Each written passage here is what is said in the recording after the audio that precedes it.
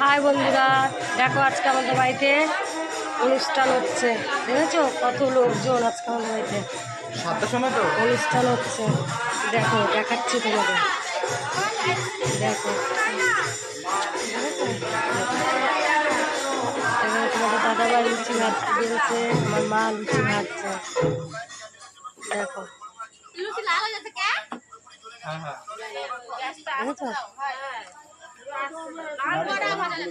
দেখো আজকে আমার বাড়িতে অনুষ্ঠান হচ্ছে। কি হচ্ছে বলতো, রাধাকৃষ্ণর অনুষ্ঠান, দেখেছ?